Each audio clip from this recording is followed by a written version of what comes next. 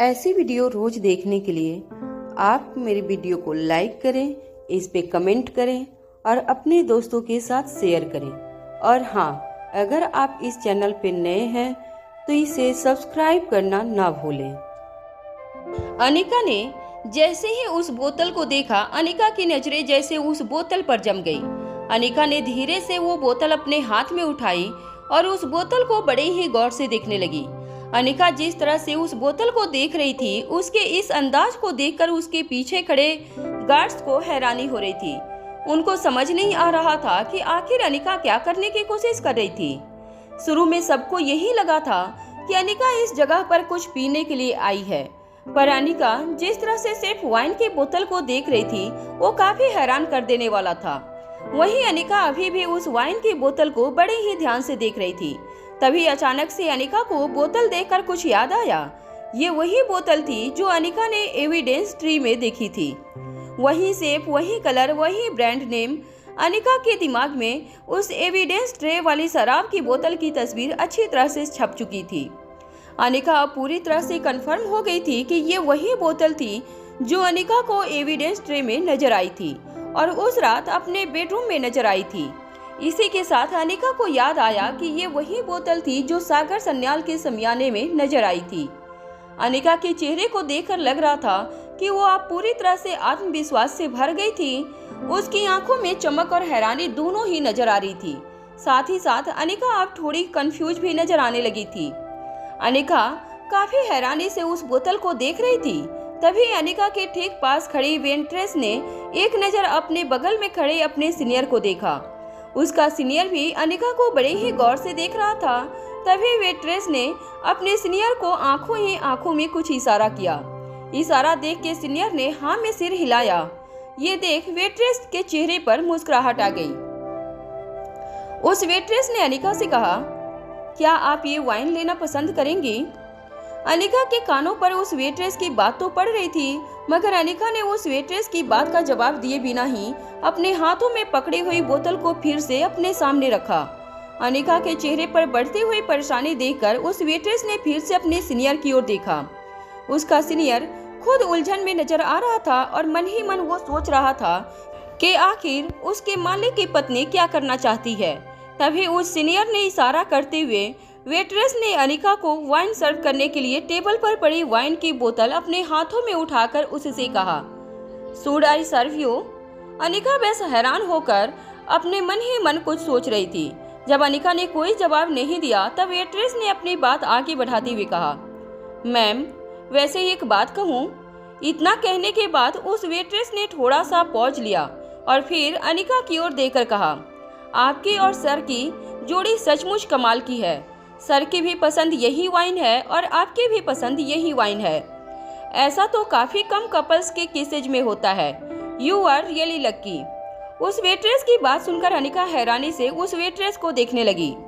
उसकी बोतल की ओर इशारा करते हुए अनिका ने उस वेट्रेस से पूछा, क्या रोहित हर बार यही शराब पीता है? इतना कहकर अनिका चुप हो गई और फिर से उस वाइन की बोतल की ओर देखने लगी। वो अब उस वेट्रेस का जवाब सुनना चाहती थी। वहीं उस वेट्रेस ने हैरान होकर अपने सीनियर की ओर देखा। ऐसा लग रहा था जैसे वो वेट्रेस मन ही मन सोच रही थी कि बीवी होने के बावजूद क्या अनिका को पता नहीं था कि उसका पति कौन सा शराब पीता था। मगर अपनी हैरानी छुपाते हुए वेट्रेस ने अपने चेहरे पर मुस्कुराहट के साथ अनिका की बात का जवाब देते हुए कहा, जी मैडम, सर अक्सर यही वाइन पिया करते हैं। वैसे ये वाइन काफ़ी ज़्यादा अच्छी है। ये कहा जा सकता है कि ये वाइन शायद दुनिया की सबसे महंगी वाइन है। इतना कहने के बाद उस वेट्रेस ने अनिका को आगे कहा, यूँ कहा जा सकता है कि सर के अलावा ये वाइन पीना हर किसी के बस की बात नहीं है।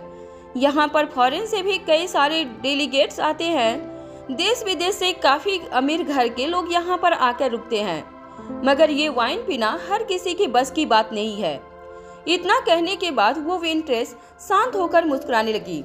उसकी बातें सुनने के बाद अनिका ने मन में कुछ सोचा और फिर से काफी हैरानी से उस वाइन की बोतल को देखने लगी। अनिका के मन में कई ज्यादा सवाल उठ रहे थे, मगर अनिका ने उस वाइन की बोतल को देखते हुए फिर से पूछा, क्या ये वाइन रोहित के अलावा इस होटल में और कोई नहीं पीता? वेट्रेस अनिका के सवालों से काफी ज्यादा कंफ्यूज लग रही थी, इसलिए पास खड़े वेट्रेस ने सीनियर ने अनिका की बात का जवाब देते हुए कहा, मैडम इसका जवाब मैं आपको दूंगा। इतना कहने के बाद सीनियर ने मन ही मन कुछ सोचा और फिर मुस्कुराते हुए अनिका से कहा, मैडम वैसे ये वाइन काफी ज्यादा महंगी होने की वजह से साल में 1 या 2 बार ही इस वाइन की सेल यहाँ पर होती है। ये वाइन पीना हर किसी के बस की बात नहीं है। हालांकि सीनियर की भी समझ में नहीं आ रहा था कि अनिका इस तरह के सवाल क्यों पूछ रही थी। अनिका ने अपना सवाल आगे बढ़ाते हुए उस सीनियर से पूछा, क्या आप मुझे बता सकते हैं कि रोहित के अलावा इस होटल में इस वक्त ये वाइन और कौन ऑर्डर करता है? अनिका के सवाल पर इस बार सीनियर भी काफी ज्यादा हैरान हो गया।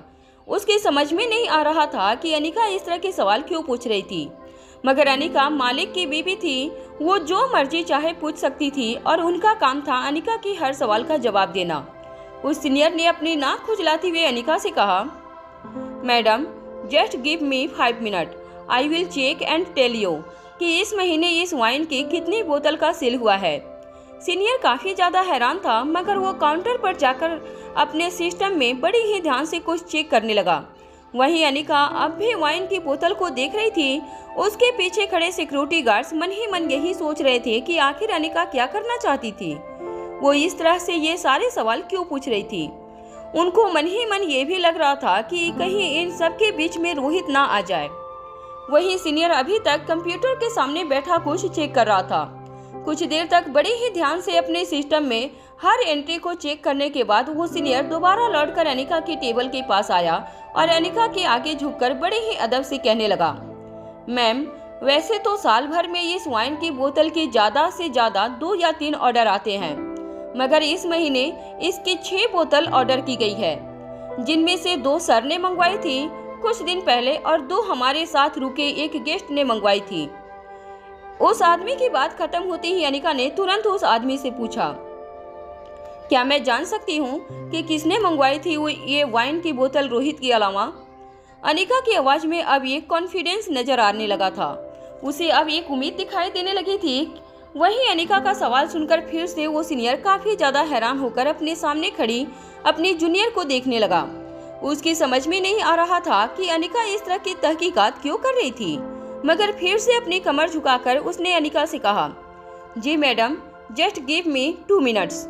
ये कहते हुए वो फिर से अपने सिस्टम के पास गया और सिस्टम में कुछ चेक करने के बाद उसने इंटरनल टेलीकॉम के जरिए होटल के रिसेप्शन पर किसी के साथ बात की। फोन का रिसीवर नीचे रखने के बाद वो कैफे मैनेजर अनिका के टेबल के पास आया और कहने लगा, मैडम जो 2 वाइन की बोतल हमने सर के अलावा जिस गेस्ट को दी थी, वो गेस्ट हमारे होटल में 517 नंबर के कमरे में रहता है, और मैंने अभी अभी रिसेप्शन पर जब पूछा कि 517 नंबर के कमरे में कौन रहता है, तो उन्होंने कहा कि कोई मिस्टर सागर सन्याल वहां पर रुके हैं। सागर सन्याल का नाम सुनते ही अनिका के चेहरे का रंग बदलने लगा। अनिका की सोच और भी ज्यादा गहरी हो गई थी। वहीं अब अनिका का दिमाग हल्का हल्का काम करने लगा था। उसका आत्मविश्वास थोड़ा थोड़ा बढ़ रहा था। अनिका को अंदर से लग रहा था कि वो अब इस केस को सॉल्व कर सकती है और उस लड़की कुसुम के गुनहगार तक पहुंच सकती है। कुछ देर अपने मन ही मन को सोचने के बाद अनिका ने उस मैनेजर की ओर देखकर फिर से पूछा, और आपने कहा था कि 6 बोतल आपके पास से ऑर्डर की गई थी। अगर 2 रोहित ने मंगवाई थी और 2 सागर सन्याल ने, तो बाकी की 2 अनिका का सवाल सुनते ही उस सीनियर मैनेजर का सर झुक गया। कुछ देर खामोश रहने के बाद उस मैनेजर ने अनिका की बात का जवाब देते हुए कहा, आई एम सॉरी मैडम, बात दरअसल ये है कि 2 बोतलें स्टॉक से तो कम हुई है, मगर उनकी एंट्री नहीं है। पता नहीं चल पा रहा है कि वो 2 बोतलें किसने ऑर्डर की थी। I am really very sorry, I will sort out this very soon. इतना कहने के बाद उस मैनेजर ने आगे कहा, आप मेरा यकीन कीजिए मैडम, बहुत जल्द मैं आपको बता दूंगा कि बाकी की 2 बोतलें किसने ऑर्डर की थी। मैनेजर के चेहरे को देखकर ऐसा लग रहा था जैसे मालिक के सामने उसकी चोरी पकड़ी गई थी, मगर खुद मैनेजर को भी हैरानी हो रही थी कि इतनी महंगी वाइन की बोतल इस तरह से कैसे बिना किसी एंट्री के स्टॉक से गायब हो सकती थी, क्योंकि जिस वाइन की बोतल की बात हो रही थी उस एक बोतल की कीमत तकरीबन 7.5 लाख थी। इतनी महंगी वाइन की बोतल इस तरह से गायब हो जाना उस मैनेजर के लिए भी काफी शॉकिंग था। मैनेजर का जवाब सुनने के बाद अनिका के चेहरे पर परेशानी और भी ज्यादा बढ़ गई थी। अनिका जानना चाहती थी कि आखिर जो वाइन की बोतल अनिका ने पुलिस स्टेशन में एविडेंस ट्रे में देखी थी, उसका होटल पैराडाइज इंटरनेशनल के साथ क्या कनेक्शन था। अनिका के दिल की उलझन और भी ज्यादा बढ़ गई थी। उसे पहले तो लगा था कि अब आगे का कदम उसके लिए आसान हो जाएगा, पर अनिका ने अपनी छानबीन जहां से शुरू की थी वो उसी जगह पर पहुंच गई थी। अनिका का दिमाग अब काम नहीं कर रहा था। वो सोच में पड़ गई थी और वो मन ही मन यही सोच रही थी कि आखिर वो अब कैसे पता करेगी कि 2 वाइन की बोतलें किसने मंगवाई थी। काफी देर तक सोचने के बाद अनिका को जब कुछ समझ नहीं आया तो वो अपनी जगह से खड़ी हो गई। अनिका ने अपनी जगह से खड़े होते हुए उस मैनेजर पर अपनी आवाज ऊंची करते हुए कहा, प्लीज आप जल्दी से जल्दी इस बात का पता लगाइए कि 2 बोतल जो गायब हुई है वो कैसे गायब हुई है और कौन ले गया था वो 2 बोतल। जी मैडम, जी मुझे जैसे ही उन 2 बोतलों के बारे में पता चलेगा मैं सबसे पहले आपको बताऊंगा, पर मैडम मेरी आपसे रिक्वेस्ट है कि ये बात आप किसी से मत कहिएगा। मेरा मतलब है खासकर रोहित सर को मत बताइएगा, नौकरी का सवाल है, मैनेजर ने कहा। उसकी बात सुन अनिका ने हाँ में सिर हिला दिया। मैनेजर जानता था कि उससे या उसके स्टाफ में से किसी से बहुत बड़ी गलती हुई थी। काफी महंगी शराब की बोतलें स्टॉक में से मिसिंग थी। अनिका अपने हाथों में पकड़ी वाइन की बोतल वही टेबल पर छोड़कर वापस अपने कमरे की ओर जाने लगी। मैनेजर और उसके पास खड़ी उसकी जूनियर को लगा था कि अनिका वाइन की बोतल गायब होने की वजह से काफी ज्यादा गुस्से में थी। वो दोनों ही इस बात को नहीं जानते थे कि अनिका को ना तो उस बोतल का गायब होने की पड़ी थी, मगर अनिका को बस बार बार एक ही चीज सता रही थी कि कुसुम के साथ जो कुछ भी हुआ था उसके पीछे किसका हाथ था। अनिका जल्द से जल्द कुसुम के अपराधियों तक पहुंचना चाहती थी। अनिका को तेजी से कैफे से बाहर निकलता हुआ देखकर अनिका के सिक्योरिटी गार्ड्स भी दौड़कर अनिका के पीछे जाने लगे। अनिका तेजी से जब कैफे से बाहर निकली और एलिवेटर के पास पहुंची, तब अनिका के सिक्योरिटी गार्ड्स ने अनिका के आगे जाकर प्रेसिडेंशियल स्वीट के लिए अलॉट की हुई स्पेशल एलिवेटर का बटन दबा दिया। कुछ देर में ही लिफ्ट 2nd फ्लोर पर रुकी और एक आवाज के साथ लिफ्ट का दरवाजा खुला, मगर जैसे ही अनिका लिफ्ट के अंदर जाने वाली थी, अनिका अंदर खड़े रोहित को देखकर चौंक गई। जैसे ही लिफ्ट में खड़े रोहित की नजरें अनिका से टकराई, रोहित अचानक चौंक कर 2 कदम पीछे हट गया। रोहित को इस तरह चौंकता हुआ देखकर रोहित के सामने खड़ी अनिका ने लिफ्ट के अंदर आते हुए रोहित से पूछा, इतनी सुबह सुबह कहाँ चले गए थे तुम? किसी को बताया भी नहीं। इतना कहने के साथ ही अनिका रोहित के चेहरे को देखने लगी। अनिका इस वक्त काफी मासूम सी लग रही थी, पर इसी के साथ अनिका के चेहरे पर परेशानी साफ नजर आ रही थी। अनिका काफी ज्यादा कंफ्यूज्ड भी लग रही थी। रोहित ने अंदर आ रहे सिक्योरिटी गार्ड्स को बाहर रहने का इशारा किया। रोहित का इशारा मिलते ही सिक्योरिटी गार्ड समझ गए थे कि रोहित अनिका के साथ कोई पर्सनल बात करना चाहता था, इसलिए वो दूसरे लिफ्ट से ऊपर आए। प्रेसिडेंशियल स्वीट के लिए अलर्ट हुई लिफ्ट और कोई इस्तेमाल नहीं करता था, इसलिए सिक्योरिटी गार्ड्स भी अच्छी तरह से जानते थे कि 2nd फ्लोर से प्रेसिडेंशियल स्वीट तक लिफ्ट से पहुंचने में रोहित और अनिका को किसी भी तरह का कोई खतरा नहीं था। दोनों सिक्योरिटी गार्ड्स बाहर रुक गए और जैसे ही लिफ्ट का दरवाजा बंद हुआ, रोहित ने अनिका की ओर देखकर कहा, क्या हुआ? तुम इतनी परेशान क्यों लग रही हो और इतनी सुबह सुबह तुम यहाँ क्या कर रही हो? रोहित ने अनिका के सवाल का जवाब देने के बदले अनिका से ही एक सवाल कर दिया था, मगर रोहित ने जिस तरह से अनिका को सवाल पूछा था, अनिका भी बहाव में आकर रोहित की बात का जवाब देते हुए कहने लगी, कुछ नहीं, मुझे चाय पीनी थी तो मैंने सोचा कि मैं नीचे आकर चाय पी लूं। अगर ऊपर रूम सर्विस को बुलाती तो हो सकता है कि शोर की वजह से बच्चे जाग जाएं। अनिका भी कहीं न कहीं ये बात छुपाना चाहती थी कि अनिका ने जब देखा कि रोहित प्रेसिडेंशियल स्वीट में मौजूद नहीं था, तो उस बात का फायदा उठाकर वो उस बोतल तक पहुंचना चाहती थी जो उसने एविडेंस ट्रे में देखी थी, और रोहित के बेडरूम में भी ठीक उसी बोतल को अनिका ने देखा था। अनिका ने ये तो पता लगा लिया था कि वो वाइन की बोतल कौन सी थी, मगर अभी भी अनिका का मकसद पूरी तरह से सुलझा हुआ नहीं था। वो अपनी छानबीन में थोड़ी सी कामयाब हो गई थी, पर उसे पूरी कामयाबी तब मिलती जब अनिका को ये पता चलता कि आखिर वाइन की 2 बोतलें किसने ली थी, वो भी चुपके से। अनिका को जो शराब की बोतल दिखाई दी थी वो रोहित की हो सकती थी, सागर सन्याल की भी हो सकती थी, या फिर जो 2 बोतल गायब थी वो जिस किसी इंसान के पास थी उसकी हो सकती थी। कुछ देर तक मन ही मन कुछ सोचने के बाद अनिका ने रोहित की ओर देखकर कहा, मैं पुलिस स्टेशन जाकर एक बार उस इंस्पेक्टर से मिलना चाहती हूँ जो कुसुम का केस हैंडल कर रहा है। अनिका ने बड़े ही शांत तरीके से अपनी बात कही थी, पर उसकी बात से रोहित के मन में भूचाल आ गया था। अनिका की ये बात सुनते ही रोहित के चेहरे का रंग बदलने लगा। रोहित काफी हैरान हो गया था। अनिका को बड़े ही प्यार से धीमी आवाज में समझाते हुए रोहित ने कहा, देखो, पुलिस को अपना काम करने दो। अगर हम बार बार इस तरह से उन्हें पूछेंगे कि वो इस केस को सुलझाने में कहां तक पहुंचे हैं, तो हो सकता है कि वो लोग उल्टा हम ही को फंसाने की कोशिश करें। तुमने तो देख ही लिया था कि वो इंस्पेक्टर किस किस्म का था। इतना सब समझाने के बाद रोहित ने अनिका से कहा, देखो अनिका, अभी तुम इस दुनियादारी को अच्छी तरह से समझ नहीं पाओगी। ये लोग इसी तरह से काम करते हैं। मैं जानता हूँ कि तुम मन ही मन कुसुम के लिए क्या फील कर रही हो, मगर मेरी बात मानो, ऐसी बातों में जल्दबाजी दिखाने का कोई फायदा नहीं है। जो बात हमारे लिए इमोशनल है वो उनके लिए सिर्फ एक केस है। वो लोग रोज ऐसी कई वारदातों को अपनी आंखों के सामने होता हुआ देखते हैं। उनके लिए ये सब कोई नई बात नहीं है। प्लीज मेरी बात समझने की कोशिश करो। रोहित अनिका को तो समझा रहा था, मगर इस बार अनिका रोहित की कोई बात नहीं सुनने वाली थी। अनिका ने भी अपनी आवाज तेज करते हुए कहा, चाहे जो कुछ भी हो, मैं उस इंस्पेक्टर को मिलकर उसे कुछ बताना चाहती हूँ। रोहित अनिका की बात सुनकर दंग रह गया। रोहित ने अपना गला साफ होते हुए अनिका से पूछा, क्या बताना चाहती हो तुम? अनिका रोहित से कुछ कहने ही वाली थी कि अचानक से अनिका ने अपने आप को रोक लिया।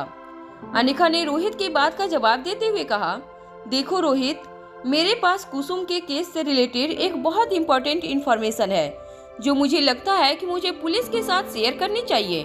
हो सकता है कि उन्हें अपराधी तक पहुंचने में इस इंफॉर्मेशन से किसी तरह की कोई मदद मिले। इतना कहकर अनिका रोहित की आंखों में देखने लगी। इस वक्त भी अनिका शांत लग रही थी, पर अनिका की बात सुनने के बाद रोहित के चेहरे पर परेशानी और हैरानी बढ़ती जा रही थी कि अचानक से अनिका को क्या बताना था पुलिस को।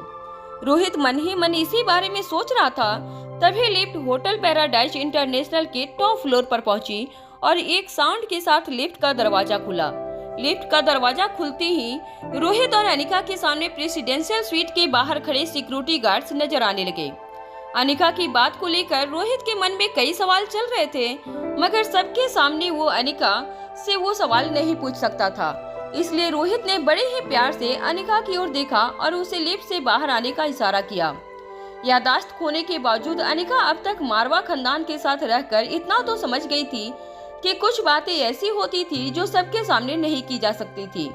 इसलिए बिना रोहित पर दबाव डाले अनिका लिफ्ट से बाहर निकली और जैसे ही रोहित ने लॉकिंग सिस्टम पर अपना अंगूठा रखा, प्रेसिडेंशियल स्वीट का दरवाजा खुल गया। अनिका और रोहित दोनों प्रेसिडेंशियल स्वीट के अंदर चले गए। रोहित और अनिका ने देखा कि बच्चे अब तक गहरी नींद में सोए हुए थे, पर मन ही मन रोहित को जल्दी थी कि वो जल्दी से अनिका को समझाए कि वो जो सोच रही थी और जैसा समझ रही थी वैसा कुछ नहीं था। अपने बेडरूम में जाते ही रोहित ने अनिका से कहा, देखो अनिका, अगर तुम पुलिस स्टेशन जाकर एक बार पूछना चाहती हो कि केस की प्रोसीडिंग्स कहां तक पहुंची है, तो मुझे कोई एतराज नहीं। तुम इस चीज के लिए मेरी तरफ से बिल्कुल आजाद हो जाओ। तुम फ्रेश हो जाओ, मैं तुम्हें लेकर चलता हूँ। फाइनली रोहित ने अनिका की बात मान ली थी। ये देखकर अनिका ने राहत की सांस ली, मगर जैसे ही शावर लेने के लिए अनिका बाथरूम के पास जाने लगी, तब अनिका को अचानक ही एक बात याद आ गई। अनिका ने पीछे मुड़कर रोहित की ओर देखा और पूछा, वैसे तुमने बताया नहीं, तुम कहाँ गए थे इतनी सुबह? अनिका का सवाल सुनते ही रोहित फिर से चौंक गया और फिर अपने चेहरे पर मुस्कान लाते हुए रोहित ने बड़े ही प्यार से अनिका से कहा, मैं जरा मॉर्निंग वॉक करने गया था। एक्चुअली अचानक मेरी नींद खुल गई और मुझे फिर से नींद नहीं आ रही थी। मैंने सोचा मनाली में सुबह सुबह इतनी ठंड होती है तो जरा बाहर जाकर ठंड का मजा लिया जाए। रोहित की बात सुनकर अनिका ने हाँ में अपना सर तो हिला दिया था, मगर अनिका ने नोटिस किया कि रोहित स्पोर्ट शूज, जीन्स और टी शर्ट में नजर आ रहा था। इससे पहले भी अनिका ने कई बार रोहित को वर्कआउट करते हुए देखा था, मगर अनिका जानती थी कि वर्कआउट करते वक्त रोहित किस तरह की ट्रैक्स और टी शर्ट पहनता था। मगर अनिका ने इस बात पर ज्यादा ध्यान नहीं दिया था और बाथरूम में चली गई। जैसे ही बाथरूम का दरवाजा बंद हुआ, रोहित ने अपनी जेब से फोन निकाला और अचानक ही किसी को मैसेज टाइप करने लगा। बच्चों की जागने के बाद रोहित और अनिका ने नाश्ते के टेबल पर बच्चों के साथ नाश्ता किया। नाश्ता करते वक्त सारा टाइम रोहित काफी खामोश रहा। अनिका नाश्ते की टेबल पर बैठी रोहित के एक्सप्रेशन को अच्छी तरह से नोटिस कर रही थी। रोहित के हाव भाव काफी बदले हुए नजर आ रहे थे। रिया सुबह जागने के बावजूद अपनी ही टेंशन में थी। रिया किसी भी तरह से पता लगाना चाहती थी कि अचानक उसे दो अनिका क्यों दिखाई देने लगी थी। वहीं एलेक्जेंडर और आर्यन भी इस बात को लेकर बेहद चिंता में थे कि उनकी बहन के साथ क्या हो रहा था। कहीं उसे किसी तरह की मानसिक बीमारी ने तो जकड़ नहीं लिया था। नाश्ते की टेबल पर रोज के मुकाबले काफी ज्यादा शांति छाई रही। अपना नाश्ता पूरा करने के बाद रोहित ने बच्चों की ओर देखकर कहा, देखो बच्चों, आज हम लोग होटल में ही वक्त गुजारेंगे। बस उससे पहले मुझे और मम्मा को कुछ देर के लिए बाहर जाना है। हम थोड़ी देर में वापस आ जाएंगे, तब तक तीनों एंजॉय कीजिए। और मेरा तो कहना है कि एग्जाम बहुत नजदीक आ रहे हैं, तो जब तक हम वापस आते हैं तब तक थोड़ी देर के लिए कुछ पढ़ाई कर लीजिए। रोहित की पूरी बात सुनने के बाद एलेक्जेंडर ने रोहित से पूछा, आप लोग कहाँ जा रहे हैं? रोहित ने एलेक्जेंडर से ये सवाल एक्सपेक्ट नहीं किया था, इसलिए अचानक अपना गला साफ करते हुए रोहित ने बात बनाकर एलेक्जेंडर से कहा, वो होटल से कुछ दूरी पर मैंने एक साइट देख रखी है। मैंने सोचा था कि हम उस साइट पर अपना वेकेशन हाउस बनाएंगे, इसलिए मैं और तुम्हारी मम्मा उस साइट देखने जा रहे हैं। अगर मम्मा को जगह पसंद आई तो हम उस जगह को खरीद लेंगे और वहां पर अपना वेकेशन हाउस बनाएंगे। आर्यन अच्छी तरह से जानता था कि जब भी रोहित मनाली आता था तो होटल पैराडाइज इंटरनेशनल के प्रेसिडेंशियल स्वीट में ही रुकता था। फिर अचानक इस वेकेशन हाउस की क्या जरूरत पड़ी थी? जब आर्यन को शक हुआ कि उसके पापा किसी तरह की बात बना रहे थे, तब आर्यन ने धीमी आवाज में रोहित से पूछा, मगर हम तो हमेशा यहीं पर आकर रुकते हैं, फिर मनाली में वेकेशन हाउस बनाने की क्या जरूरत है? रोहित अब जान गया था कि उसके बच्चे धीरे धीरे बड़े हो रहे थे और समझदार भी हो रहे थे। बच्चों के बढ़ते हुए सवालों का जवाब देना हर बार रोहित के लिए आसान नहीं होने वाला था।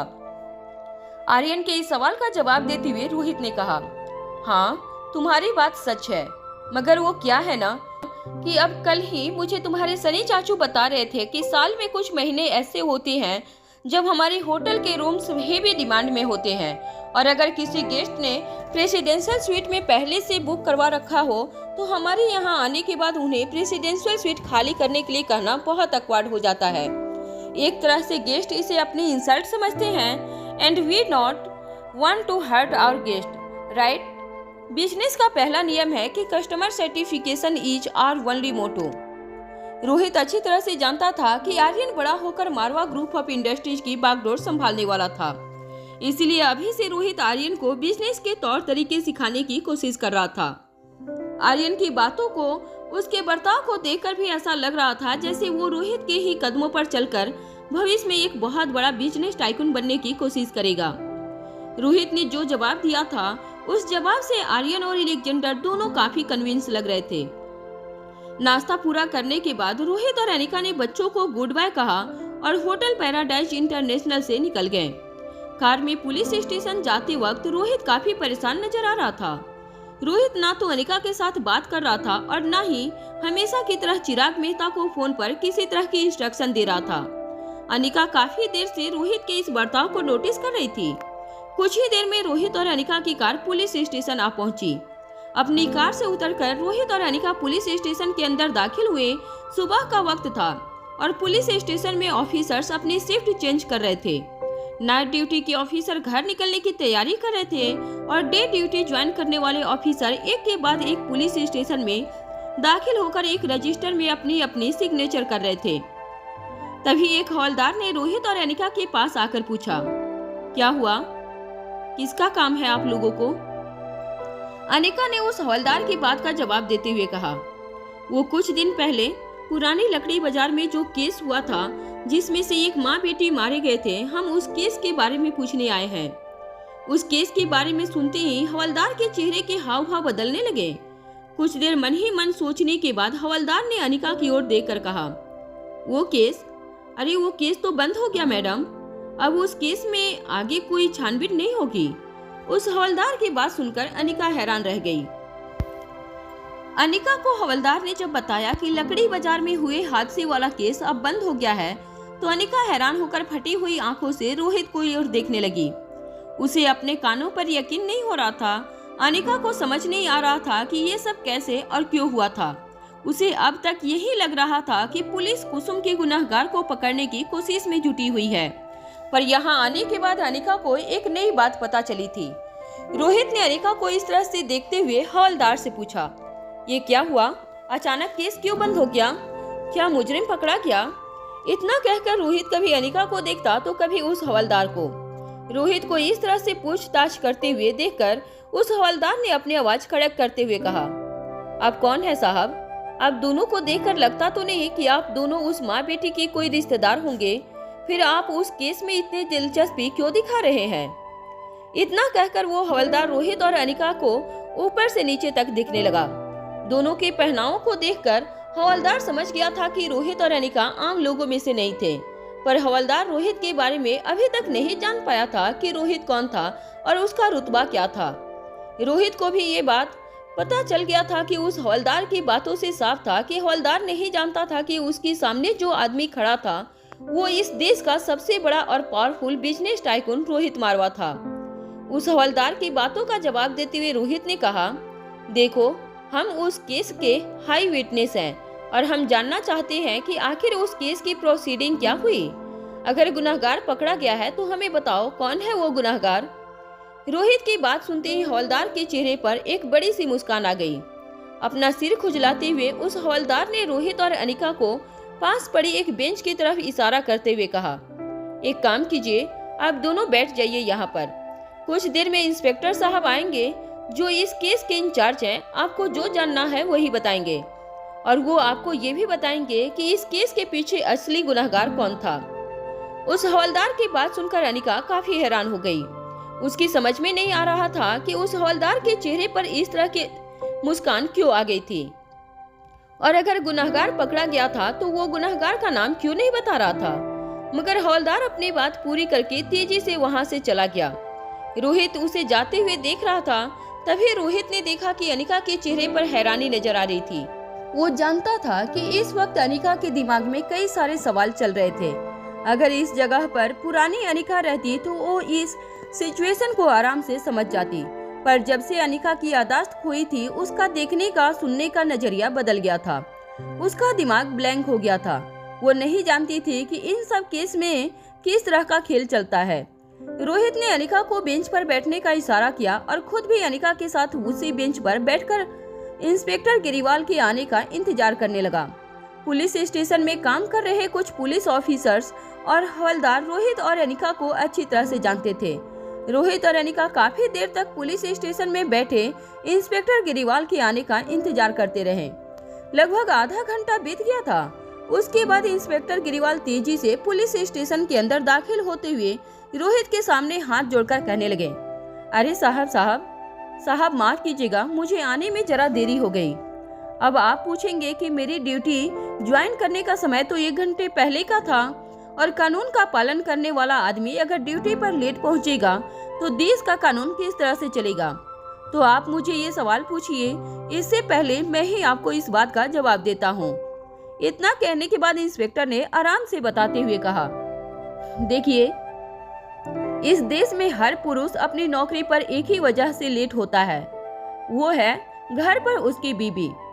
यहाँ कानून का पालन करते करते मेरे घुटने दर्द होने लगे, मगर घर पर बीबी ने जो कानून बनाया है उनका पालन करते करते तो मेरी जान ही निकल गई है। जैसे ही इंस्पेक्टर गिरीवाल ने ये बात कही, आसपास खड़े इंस्पेक्टर गिरीवाल के साथी जोर जोर से हंसने लगे।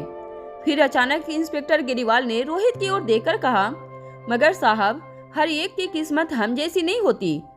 कुछ आप जैसे लकी लोग भी होते हैं जिन्हें इतनी समझदार बीबी मिलती है।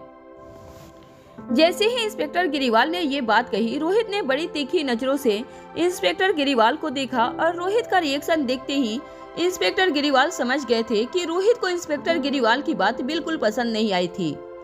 रोहित का रिएक्शन देखते हुए इंस्पेक्टर गिरीवाल ने अपने सर पर अपनी टोपी पहनी और रोहित और अनिका को अपने डेस्क की ओर आने का इशारा करते हुए खुद अपनी चेयर पर जाकर बैठ गए। रोहित और अनिका भी इंस्पेक्टर गिरीवाल का इशारा देकर अपनी जगह से खड़े होकर इंस्पेक्टर गिरीवाल के सामने जाकर बैठ गए। अपना डंडा टेबल पर रखने के बाद इंस्पेक्टर ने रोहित और अनिका की ओर देखकर मुस्कुराकर पूछा, कहिए साहब, क्या सेवा कर सकता हूँ मैं आपकी? इससे पहले कि रोहित कुछ कहता, अनिका ने अपनी बात रखते हुए इंस्पेक्टर गिरीवाल से कहा, अभी यहाँ आपके एक साथी कह रहे थे कि कुसुम का केस आपने बंद कर दिया है। अनिका का सवाल सुनते ही इंस्पेक्टर गिरीवाल ने अपनी पीठ सीधी करते हुए अपने सर पर रखी टोपी निकालकर टेबल पर रखी। रोहित और अनिका बड़े ही ध्यान से सब कुछ देख रहे थे। रोहित अभी चुप था, वो सही वक्त पर बोलना चाहता था। इस कारण से उसकी खामोशी देखकर इंस्पेक्टर मन में कुछ सोच रहा था, पर अनिका का मन शांत नहीं था। जब उसने सुना था कि कुसुम का केस बंद हो गया था, तब से अनिका के मन में यही सवाल दौड़ रहा था कि आखिर कुसुम का केस बंद क्यों हुआ था? क्या उसका गुनहगार पकड़ा गया था या फिर बात क्या थी? अनिका ने अपनी बात आगे बढ़ाते हुए कहा, अगर केस बंद कर दिया, इसका मतलब आप कुसुम के अपराधी तक पहुंच चुके हैं। जरा बताइए, कुसुम के साथ जो दर्दनाक हादसा हुआ, उसके पीछे कौन था? अनिका की पूरी बात सुनने के बाद इंस्पेक्टर गिरीवाल मन ही मन कुछ सोचने लगे और अपने होठों पर उंगलियां फेरने लगे। इंस्पेक्टर कुछ देर तक बिल्कुल शांत रहे। इंस्पेक्टर ने अपनी सीट से खड़े होते हुए अनिका से कहा, मैडम, अपराधी तो तब पकड़ा जाएगा जब कोई अपराधी होगा। इंस्पेक्टर गिरीवाल की ये बात सुनकर अनिका चौंक गई। उसके मन में अब सवालों का सैलाब उठने लगा। वो अभी इंस्पेक्टर से कुछ पूछती, इतने में इंस्पेक्टर गिरीवाल ने अपने दोनों हाथ अपनी कमर पर रखकर गहरी सांस लेने के बाद अनिका से कहा, देखिए मैडम, बात दरअसल ये है कि जो कातिल था अब वो इस दुनिया में नहीं रहा, इसलिए उसे पकड़ने की कोई गुंजाइश नहीं बची। और जब कातिल बचा ही नहीं तो हम इस केस को ओपन रखकर क्या करेंगे? इतना कहने के बाद इंस्पेक्टर ने आगे कहा, ना तो हमारे पास विक्टिम है और ना ही कातिल, ना तो कोई केस लड़ने वाला है और ना ही कोई ऐसा बचा है जो ये केस लड़ना चाहता है। इंस्पेक्टर गिरीवाल की बातें काफी ज्यादा कंफ्यूजिंग लग रही थी। अनिका और रोहित दोनों हैरानी से एक दूसरे को देखने लगे। तभी अनिका और रोहित का कंफ्यूजन देखकर इंस्पेक्टर गिरीवाल ने अनिका से कहा, मैडम, बात दरअसल ये है कि उस लड़की कुसुम की जान खुद उसकी अंधी माँ ने ली है। इंस्पेक्टर की ये बात सुनकर अनिका हैरान रह गई। अनिका कुछ देर तक खामोश रही। अनिका को समझ में नहीं आ रहा था कि उसने जो कुछ भी सुना था वो सच भी था या नहीं। कुछ देर बाद अनिका को एहसास हुआ कि इंस्पेक्टर गिरीवाल ने अनिका से ये कहा था कि जिस बुढ़ी औरत ने अनिका के सामने दम तोड़ा था, उसी बूढ़ी बेसहारा और अंधी औरत ने अपनी मासूम से फूल जैसी बेटी को मार दिया था। हैरान अनिका ने अपनी आवाज तेज करते हुए इंस्पेक्टर से पूछा, ये आप क्या कह रहे हैं? वो औरत उस कुसुम की माँ थी, वो कैसे अपनी बेटी की जान ले सकती है? इंस्पेक्टर काफी रिलैक्स्ड लग रहे थे।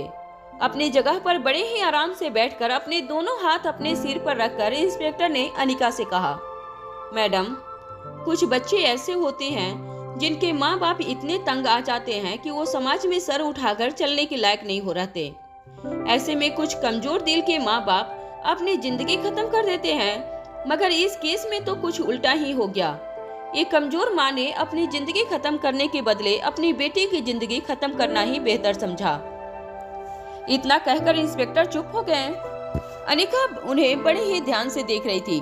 वो कुछ पूछती, इतने में इंस्पेक्टर ने पूछा, खैर जो कुछ भी हुआ बहुत बुरा हुआ, मगर सच्चाई तो ये है कि ना तो विक्टिम इस दुनिया में बचा है और ना ही अपराधी, इसलिए ये केस हमने हमेशा के लिए बंद कर दिया। अनिका को विश्वास नहीं हो रहा था कि इंस्पेक्टर गिरीवाल उससे इस तरह की बातें क्यों कर रहे थे। अनिका काफी ज्यादा हैरान और शॉक्ड थी। अनिका मन ही मन काफी देर तक कुछ सोचती रही। रोहित भी काफी हैरानी से इंस्पेक्टर को देख रहा था। कुछ देर बाद अनिका ने इंस्पेक्टर की ओर देखकर कहा, देखिए इंस्पेक्टर, आप लोगों को जरूर कोई न कोई गलतफहमी हुई है। अरे मैंने अपनी आंखों से देखा था कि जब हम उस लकड़ी के मकान के अंदर दाखिल हुए तब उस बुढ़ी औरत को पलंग से बांधा हुआ था। वो बेचारी तो अपनी लड़की की मौत पर बेतहाशा रो रही थी। वो इतना रोई थी कि वो बेहोश हो गई। और जब हम अंदर पहुंचे थे तब कुसुम के शरीर पर कपड़े का एक धागा भी नहीं था। तो फिर आप कैसे कह सकते हैं कि कुसुम की जान उसकी मां ने ली है? अनिका की बात सुनने के बाद इंस्पेक्टर कुछ वक्त तक रोहित की ओर देखने लगे। रोहित भी काफी हैरान लग रहा था। इंस्पेक्टर गिरीवाल अपना सिर खुजलाते हुए कुछ देर तक खिड़की से बाहर देखते रहे। उसके बाद अचानक ही मुड़कर इंस्पेक्टर गिरीवाल ने अनिका से कहा, देखिए मैडम, आप लोग ऊंचे खानदान के लोग हैं, क्यों ऐसी बातों में फंसकर हमारा टेंशन बढ़ा रही हैं? अनिका और रोहित दोनों काफी ज्यादा परेशान लग रहे थे। उनके चेहरे पर परेशानी देखते हुए इंस्पेक्टर ने अपने दोनों हाथ अपने टेबल पर रखे और अनिका की ओर देखकर कहने लगे, देखिए मैडम, आप एक रिस्पेक्टेड फैमिली की बहू हैं, इसलिए मैं आपके सामने ये सारी बातें नहीं कहना चाहता, मगर आप इतना जोर देकर पूछ रही हैं तो मजबूरन मुझे आपको सब कुछ सच सच बताना पड़ेगा। इंस्पेक्टर गिरीवाल की बात सुनकर अनिका ने कहा, मैं आपके मुंह से सच ही सुनना चाहती हूँ। जब इंस्पेक्टर को ऐसा लगा कि अनिका उन्हें ताने मार रही थी तो अचानक अपनी कमर सीधी करते हुए इंस्पेक्टर गिरीवाल ने अपनी जगह पर बैठकर अपने ड्रावर में रखी एक फाइल निकाली और फाइल खोलकर अनिका से कहने लगे, तो देखिए, छानबीन करने पर हमें क्या पता चला है। सच सुनकर आपका इंसानियत से भरोसा ही उठ जाएगा। फाइल खोलकर पन्ने पलटते हुए इंस्पेक्टर गिरीवाल ने अपनी बात आगे बढ़ाते हुए अनिका और रोहित से कहा, आप लोग जिस कुसुम को मासूम और भोली भाली लड़की समझ रहे थे, दरअसल वो एक बेश्या लड़की थी, धंधा करती थी। और एक दिन उसकी माँ को जब इस बारे में पता चला तब माँ बेटी के बीच में काफी बड़ी कहासुनी हुई और आवेश में आकर माँ ने अपनी बेटी को जान से मार दिया। बस इतनी छोटी सी कहानी थी। आम शहरों में ये कहानियाँ FIR के बोझ तले दब जाती है, मगर मनाली शहर छोटा सा शहर है, इसलिए आप लोगों को कहीं से इस वारदात के बारे में पता चला और आप जैसे बड़े लोग इस केस में इन्वॉल्व हुए, इसलिए ये केस इतना बड़ा बन गया। गरीब घर के लोगों में इस तरह की वारदात बहुत आम बात है। गरीब इंसान 2 वक्त की रोटी कमाने के लिए क्या कुछ नहीं करता, मगर जब वो हर तरह से थक हार जाता है तब इस तरह के रास्ते अपना लेता है। और कुसुम जैसी लड़कियों के पास इसके अलावा और कोई रास्ता भी नहीं होता। ना तो वो पढ़ी लिखी थी, ना ही शहर की तरह यहाँ दूसरे साधन है पैसा कमाने के लिए। यहाँ चाहे जितनी भी मजदूरी कर ले ये लोग गरीब मजदूर, मगर 2 वक्त की रोटी कमाने के लिए उन्हें अपनी कमर तोड़ देनी पड़ती है। ऐसे में कुसुम खूबसूरत थी, जवान थी, पैसे कमाने का उसे इससे बेहतर तरीका नहीं नजर आया। बस पैसे कमाने के लिए वो अपना शरीर बेचने लगी और उसी शरीर बेचने की वजह से उसके जन्म देने वाली माँ का सर शर्म से झुक गया था और आवेश में आकर उस बूढ़ी औरत ने हमेशा हमेशा के लिए अपनी शर्म को मिटा दिया। इंस्पेक्टर की ये बात सुनकर अनिका और रोहित दोनों दंग रह गए। अनिका अच्छी तरह से जानती थी कि उसने अभी अभी जो कुछ भी सुना था वो सच नहीं हो सकता था। इंस्पेक्टर गिरीवाल की बात पर अनिका विश्वास नहीं कर सकती थी। वहाँ रोहित अपना सर झुकाकर गहरी सोच में डूब गया। रोहित भी अनिका के चेहरे पर हैरानी साफ साफ देख सकता था। रोहित जानता था कि अनिका इंस्पेक्टर गिरीवाल की बात सुनकर मेंटली काफी डिस्टर्ब हो चुकी थी। इंस्पेक्टर गिरीवाल भी अच्छी तरह से समझ पा रहे थे कि अनिका को उनकी बातों पर विश्वास नहीं हो रहा था, इसलिए अपने हाथ में पकड़ी हुई फाइल रोहित और अनिका की ओर आगे बढ़ाते हुए इंस्पेक्टर गिरीवाल ने कहा, देखिए, हम अपनी ड्यूटी निभाना अच्छी तरह से जानते हैं। अच्छी तरह से छानबीन करने के बाद ही हम आपको ये बता रहे हैं। वैसे सच कहूँ तो आप ना तो विक्टिम के कुछ लगते हैं और ना ही जिसने जुर्म किया है उसके कुछ लगते हैं। वैसे तो ये इन्फॉर्मेशन मुझे आपको बताने की कोई जरूरत नहीं है, मगर फिर भी आप इतने ऊंचे परिवार के लोग हैं और इस केस के आई विटनेस में से एक हैं, इसलिए मैं आपके साथ इन्फॉर्मेशन शेयर कर रहा हूँ। देखिए, इस रिपोर्ट में साफ साफ लिखा है कि मरने से पहले उस लड़की के साथ कोई जोर जबरदस्ती नहीं की गई थी। उस लड़की का रेप नहीं हुआ था। इंस्पेक्टर गिरीवाल की ये बात सुनकर अनिका हैरान रह गई। उसे अपने कानों पर यकीन नहीं हो रहा था। अनिका मन ही मन अब बहुत ज्यादा परेशान हो गई थी। उसने कभी नहीं सोचा था कि उसे इस तरह की बात सुनने को मिलेगी। इसी बीच अनिका को याद आया कि अनिका जब उस लकड़ी के छोटे से घर के अंदर दाखिल हुई थी तब उसने अपनी आंखों से देखा था कि कुसुम की लाश की क्या हालत थी। शरीर पर लगे जख्मों से ये साफ पता चलता था कि किसी ने कुसुम को मारने से पहले उसके साथ जबरदस्ती की थी, मगर अब इंस्पेक्टर गिरीवाल ये कह रहे थे कि पोस्टमार्टम की रिपोर्ट में ऐसा कुछ भी सामने नहीं आया था कि उस लड़की के साथ जबरदस्ती की गई थी। अनिका ने जैसे ही वो फाइल अपने हाथ में पकड़कर डॉक्यूमेंट्स पढ़ने की कोशिश की, तब इंस्पेक्टर ने फाइल फिर से अपनी ओर खींचते हुए अनिका और रोहित की ओर देखकर कहा, देखिए, आप लोग मुझ पर विश्वास कीजिए, ये गवर्नमेंट डॉक्यूमेंट्स है, मैं इस तरह आपको नहीं दिखा सकता। मैं आपसे कह रहा हूँ, हमने काफी गहरी छानबीन की है। हमें पता चला है कि वो लड़की धंधा करती थी। ऐसे कई लड़के भी हमें मिल चुके हैं और हमें गवाही दे चुके हैं जो रेगुलरली उसके साथ वक्त बिताते थे और उसके बदले में उसे पैसे दिया करते थे। जब हमें इस बात का पता चला तो हमने ये पता लगाने की कोशिश की कि उस रात ऐसा क्या हुआ था जो उसकी बुढ़ी माँ को इतना गुस्सा आ गया और उसने अपनी बेटी की अपने हाथों से जान ले ली। अनिका और रोहित दोनों ही गौर से इंस्पेक्टर की बात सुन रहे थे। इंस्पेक्टर ने अपनी बात आगे बढ़ाते हुए कहा, आप इस केस के बारे में इतनी डिटेल्स जानना ही चाहते हैं तो पूरी कहानी सुनिए। वो लड़की अपनी बुढ़ी माँ के साथ जिस मोहल्ले में रहती थी, वहाँ किसी को भी उस लड़के के बारे में ज्यादा कुछ नहीं पता था। मैंने जब आसपास रहने वाले लोगों से पूछताछ की तो वो वही कहने लगे कि कुसुम ज्यादातर कुछ बोलती नहीं थी लोगों से। हमें ये भी पता चला कि वो ज्यादा पढ़ी लिखी भी नहीं थी। वो भी इस बात से हैरान थे कि माँ बेटी सिर्फ सूखी लकड़ियाँ बेचकर अपना गुजारा कैसे करते थे। माँ बेटी को अपने घर में तोते पालने का भी बड़ा शौक था। पक्षियों को दाना देना, उन्हें पानी पिलाना, ऐसी कई अच्छी आदतें थी माँ बेटी की। माँ बेचारी देख नहीं सकती थी और कहीं न कहीं बेटी ने उसी चीज का फायदा उठाया। चोरी छिपे रात को वो अपने कस्टमर्स को घर के पिछले दरवाजे से बुलाया करती थी और उनके साथ वक्त गुजारने के बाद पैसे लेकर उन्हें पीछे के रास्ते से रवाना कर देती थी। जब अनिका और रोहित ने ये बात सुनी तो पहले तो उन्हें यकीन नहीं हुआ था, पर उन्होंने जब इंस्पेक्टर की ओर देखा तो न चाहते हुए भी उन्हें यकीन करना पड़ा। वहीं अनिका ने जब ये सुना तो अनिका ने शर्म से अपना सर झुका लिया। इंस्पेक्टर गिरीवाल भी अच्छी तरह से समझ गए थे कि अनिका काफी ऑकवर्ड फील कर रही थी।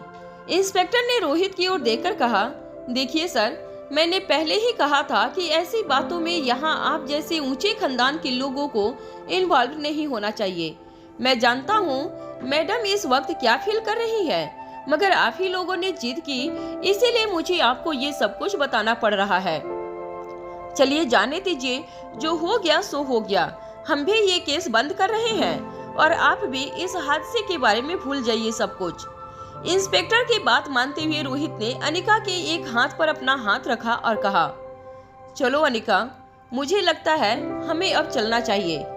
मगर इससे पहले कि रोहित अपनी जगह से खड़ा हो पाता, अनिका ने इंस्पेक्टर गिरीवाल की आंखों में आंखें डालकर कहा, नहीं, मैं सुनना चाहती हूँ कि कुसुम के साथ क्या हुआ था।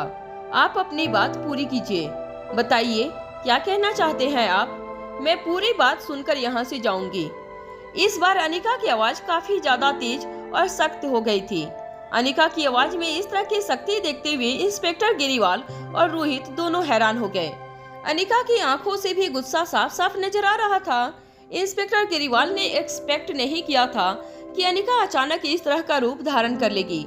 जब रोहित ने अपनी जगह से उठने की कोशिश की, तब इंस्पेक्टर गिरीवाल ने भी अपनी चेयर की दोनों तरफ हाथ रखकर उठने की कोशिश कर रहे थे।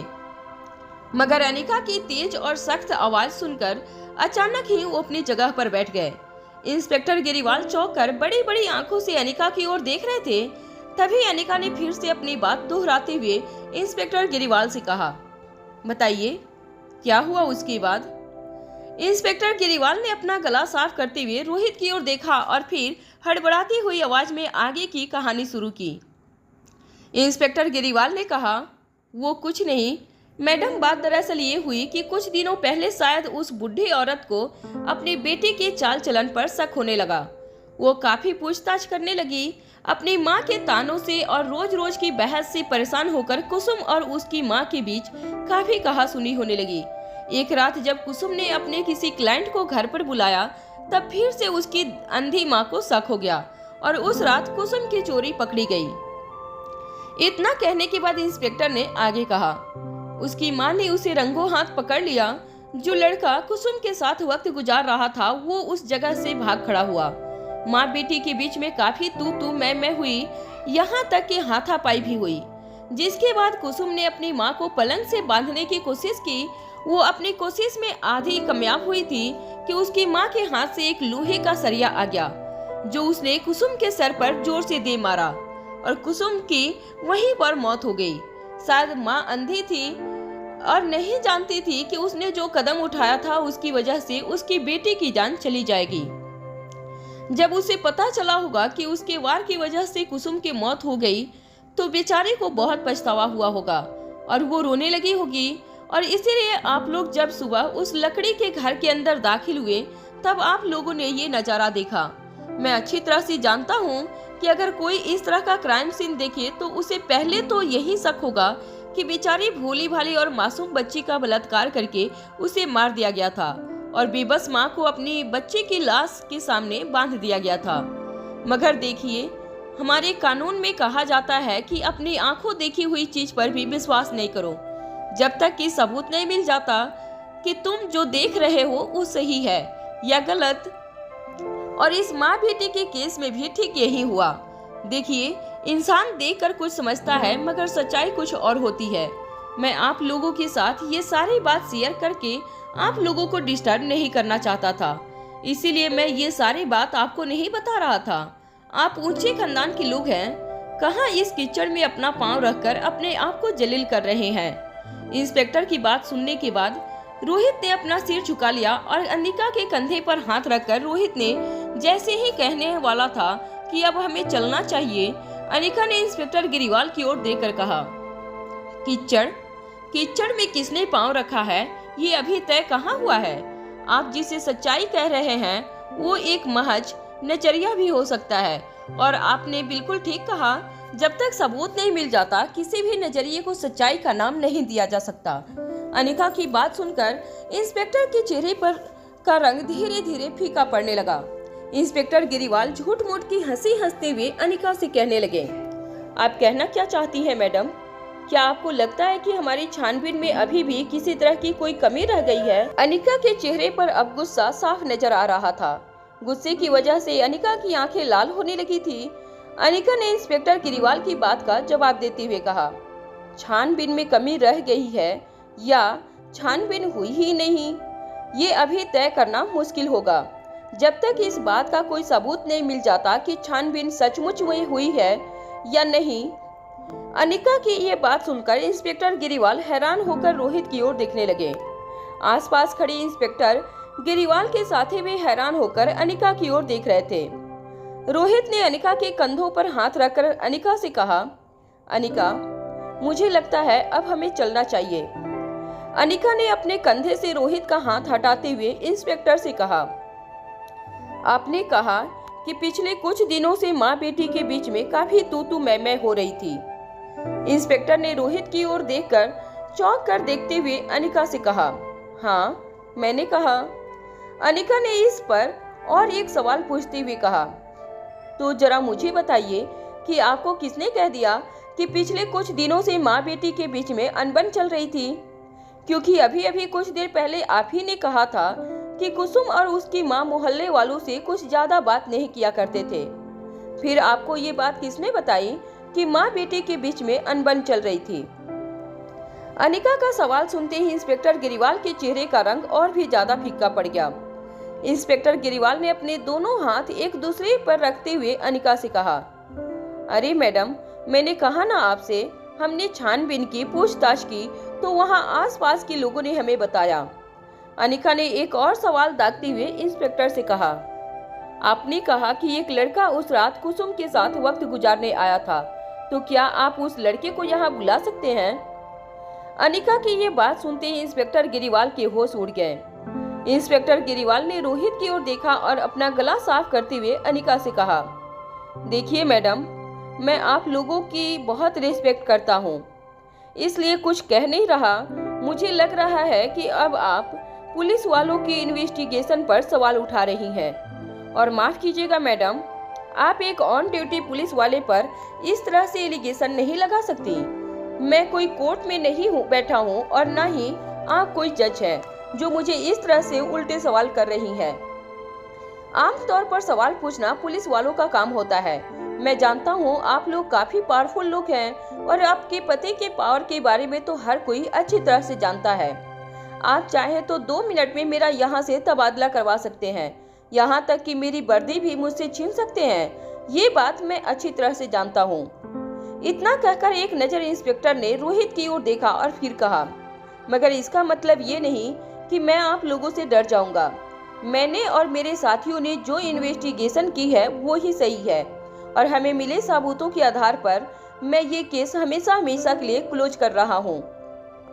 इंस्पेक्टर गिरीवाल की बात खत्म होते ही अनिका ने भी अपनी आवाज ऊंची करते हुए अपनी जगह से खड़े होकर कहा, आपने बिल्कुल सही कहा इंस्पेक्टर, ये कोई अदालत नहीं है और मैं कोई जज नहीं जो आपसे सवाल पूछ सकूं। तो ठीक है, मैं दोबारा आपसे यही सवाल पूछूंगी, मगर इस बार अदालत भी होगी और आपके सामने जज भी होगा। मैं दोबारा आपसे यही सवाल पूछूंगी, मगर इस बार अदालत भी होगा और आपके सामने जज भी होगा। अनिका की ये बात सुनकर रोहित और इंस्पेक्टर गिरीवाल दोनों सन्नाटे में रह गए। अनिका ने जैसे ही अदालत जाने की बात कही, रोहित और इंस्पेक्टर गिरीवाल के चेहरे का रंग उड़ गया। इंस्पेक्टर गिरीवाल के आसपास खड़े उनके साथी भी अब काफी सीरियसली अनिका को देखने लगे। अनिका के चेहरे पर गुस्सा और आंखों में जुनून साफ नजर आ रहा था। अनिका ना तो इंस्पेक्टर गिरीवाल को किसी तरह की धमकी दे रही थी और ना ही अनिका के चेहरे को देखकर ऐसा लग रहा था कि अनिका इस बात को इतनी आसानी से छोड़ने वाली थी। इंस्पेक्टर गिरीवाल अचानक रोहित की ओर देखने लगा। रोहित भी चुपचाप था, उसके मन में अभी कोई भी विचार नहीं आ रहा था। वहीं इंस्पेक्टर गिरीवाल को देखकर ऐसा लग रहा था जैसे वो आंखों ही आंखों से रोहित को मदद करने के लिए कह रहा था। मगर अनिका की बात सुनने के बाद रोहित खुद ज्यादा हैरान था। उसका दिमाग पूरी तरह से ब्लैंक हो गया था। वो खुद नहीं समझ पा रहा था कि वो क्या और कैसे रिएक्ट करे। इंस्पेक्टर ने देखा कि रोहित बिल्कुल खामोश खड़ा था। तब इंस्पेक्टर गिरीवाल ने अटकती हुई आवाज में अनिका से कहा, अरे मैडम, आप ये क्या बात कर रही हैं? क्यों गड़ी मुर्दी उखाड़ना चाहती हैं? मैंने आपसे कहा न मैडम, आप जैसे ऊंचे खानदान के लोगों को इस तरह की चीजों में ध्यान नहीं देना चाहिए। देखिए, मैं समझ सकता हूँ कि आपको उस लड़की और उसकी माँ के साथ जो कुछ भी हुआ उसकी हमदर्दी है, मगर इस देश में हजारों ऐसे केसेज होते हैं जिन पर आपका। इंस्पेक्टर को समझ में नहीं आ रहा था कि वो आगे क्या कहे। वो कभी रोहित की ओर देखता तो कभी अनिका को कुछ समझाने की कोशिश करता। रोहित काफी देर तक बस खामोश खड़ा मन ही मन कुछ सोचता रहा। फिर इंस्पेक्टर गिरीवाल ने रोहित की ओर देखते हुए कहा, रोहित सर, प्लीज आप कुछ बोलिए ना, मैडम को समझाने की कोशिश कीजिए। वैसे भी केस करके कोई फायदा नहीं होगा, हमने छानबीन पूरी की है। इंस्पेक्टर के चेहरे पर परेशानी देखते हुए रोहित ने फिर से अनिका के कंधे पर हाथ रखते हुए बड़ी ही सॉफ्ट आवाज में अनिका को कुछ समझाते हुए कहा, देखो अनिका, मुझे लगता है कि अगर पुलिस ने छानबीन कर ली है तो हमें उनके इन्वेस्टिगेशन पर शक नहीं करना चाहिए। रोहित की बात बीच में काटते हुए अनिका ने कहा, अगर छानबीन पूरी हुई है तो उनके पास मेरे हर सवाल का जवाब होता, मगर इनके पास मेरे किसी भी सवाल का कोई जवाब नहीं है। अनिका ने इंस्पेक्टर गिरीवाल की आंखों में आंखें डालते हुए कहा, आपने बिल्कुल ठीक कहा है इंस्पेक्टर। हो सकता है कि देखी हुई बातें कई बार झूठी हो। मेरी यादाश्त खोने के बाद मेरी इतनी सी जिंदगी में मैं इतना तो जरूर समझ चुकी हूँ कि इंसान जो देखता है जरूरी नहीं कि वही हो। इस दुनिया में कई लोग अपने चेहरे पर नकाब लगाए घूमते हैं और इस लिहाज से शायद आपकी बात बिल्कुल सच हो, मगर इंस्पेक्टर देखा हुआ झूठ हो सकता है, मगर एक मरती हुई माँ की सिसकियाँ झूठी नहीं हो सकती। एक बेबस और लाचार माँ अपनी बेटी की जिंदगी की गुहार लगा रही थी। उस माँ की अपनी बेटी की जिंदगी के लिए तड़प झूठी नहीं हो सकती।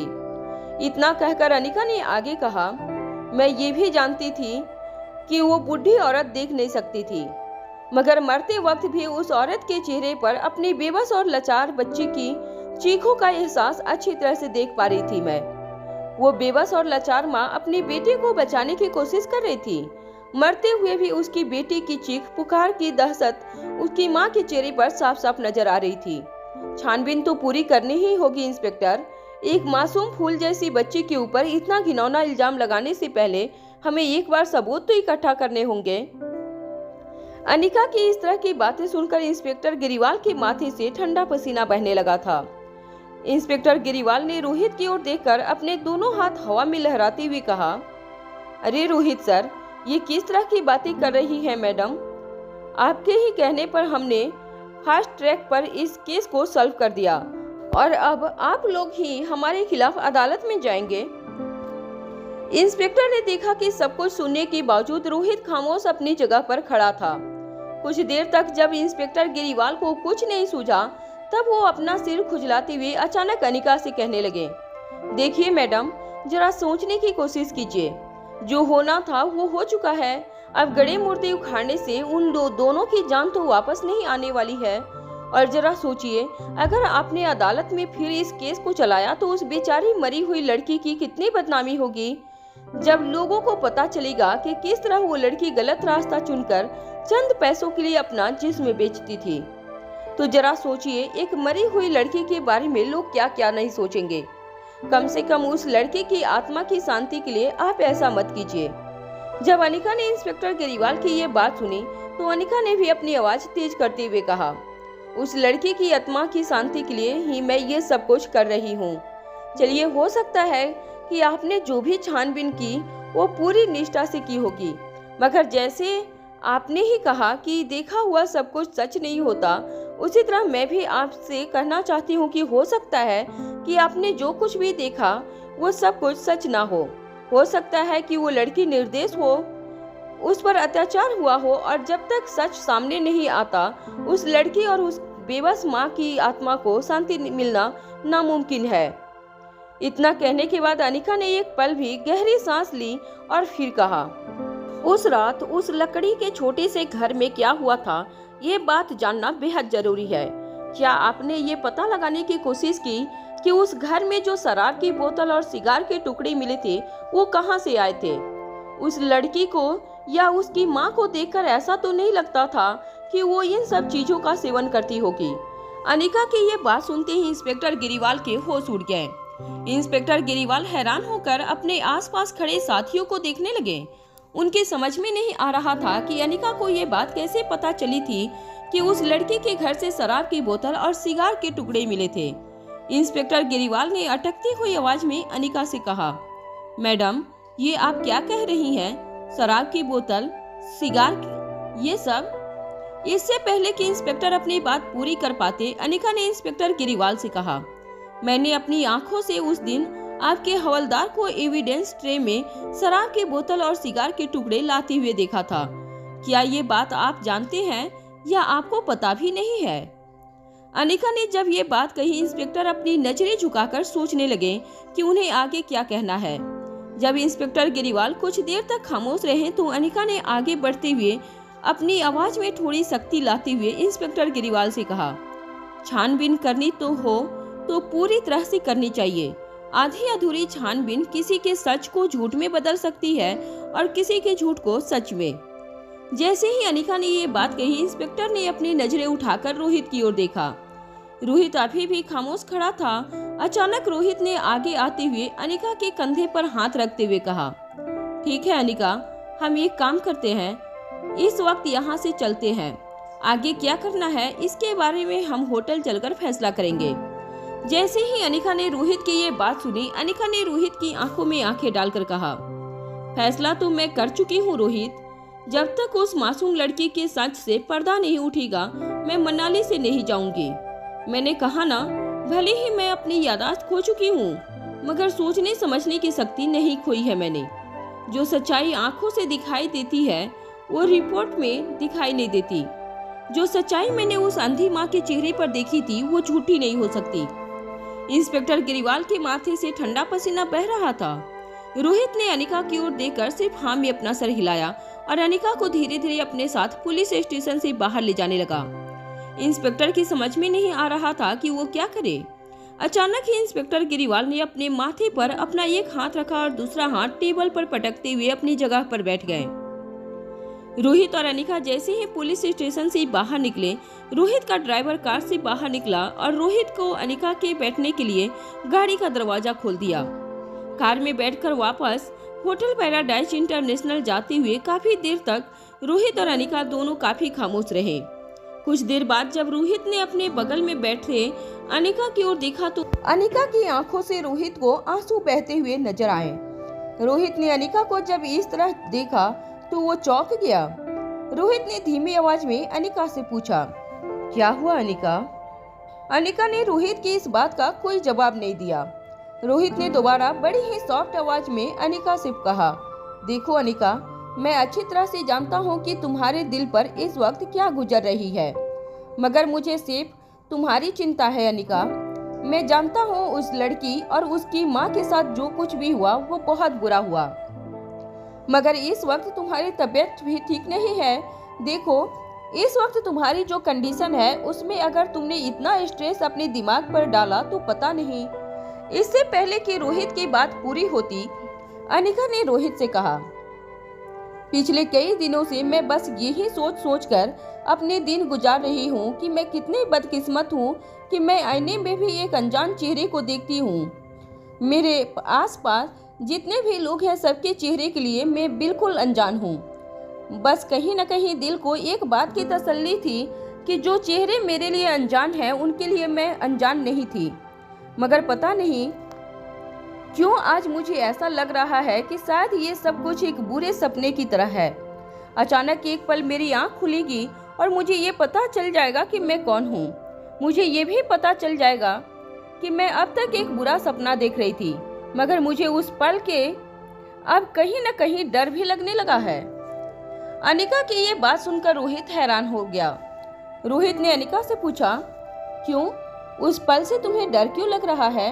हम सब उसी पल का इंतजार कर रहे हैं जब तुम्हें वापस अपने अतीत के साथ जोड़ने में हम सब कामयाब हो जाएं। जिसे पल का हम सब बेचैनी से इंतजार कर रहे हैं, उस पल से तुम्हें डर क्यों लग रहा है अनिका?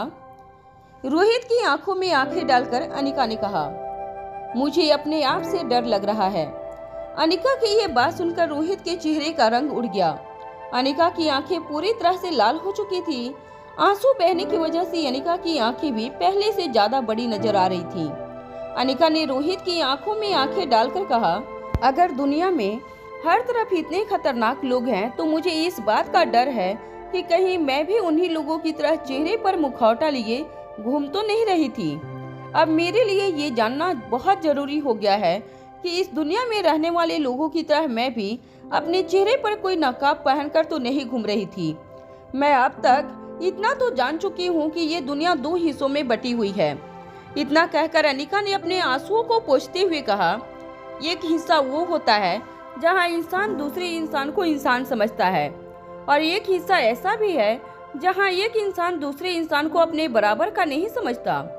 मुझे अब ये जानना है कि मैं किस हिस्से में शामिल हूँ, मैं कौन हूँ। इससे ज्यादा जरूरी अब मेरे लिए ये हो गया है कि मैं कैसी थी। मैं अच्छी तरह से जानती हूँ कि तुम्हें दिल्ली में बहुत काम है। तुम चाहो तो बच्चों के साथ वापस दिल्ली जा सकते हो, मगर मैंने फैसला कर लिया है कि जब तक कुसुम की मौत का राज दुनिया के सामने नहीं आता, मैं मनाली से कहीं नहीं जाऊंगी। वहाँ होटल पैराडाइज इंटरनेशनल में सनी काफी देर से कॉफी शॉप के पास यहाँ वहाँ घूम रहा था। शर्मिला के शिफ्ट का टाइम हो गया था और वो किसी भी वक्त मेन एंट्रेंस के अंदर आने वाली थी। सनी की आंखों में शर्मिला का इंतजार अब सनी के साथ काम करने वाले स्टाफ वाले भी जान गए थे, मगर आज रोज के मुकाबले सनी के चेहरे पर मुस्कान की जगह काफी गहरा दुख दिखाई दे रहा था। सनी को देखकर ऐसा लग रहा था जैसे मन ही मन उसने कुछ ठान लिया था और उसे बस इस बात का इंतजार था कि कब शर्मिला होटल पैराडाइज इंटरनेशनल के मेन गेट से अंदर आए और सनी उसे अपने दिल की बात बता सके।